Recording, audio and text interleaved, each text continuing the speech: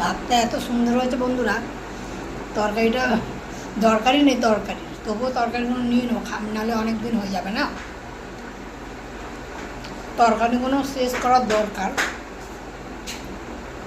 কিন্তু খুব সুন্দর হয়েছে ভাতটা।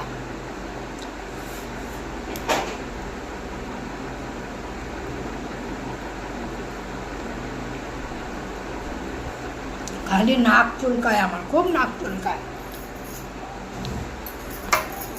এত নাক চুলকায় না। তরকারিগুলো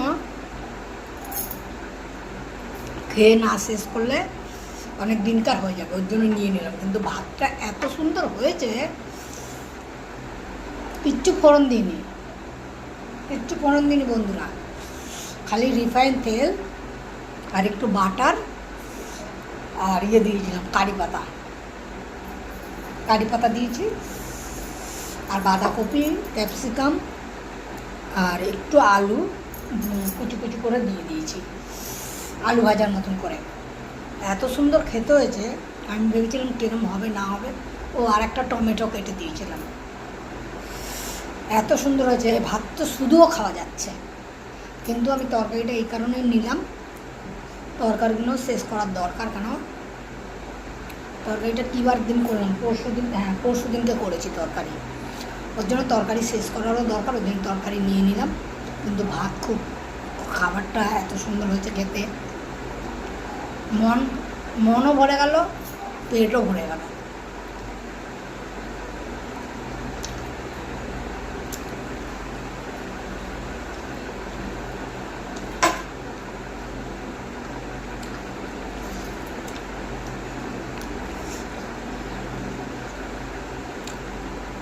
তোমরা চলে আসো বন্ধুরা, খেলে পরে খেয়ে বুঝতে পারবে যে সত্যি বলছি যে ভালো হয়েছে।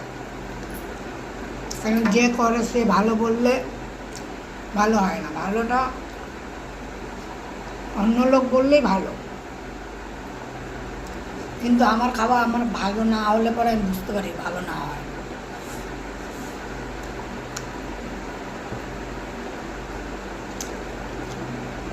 এখন তো অনেক রান্না শিখে গেছি, অনেক রান্না করতে জানি।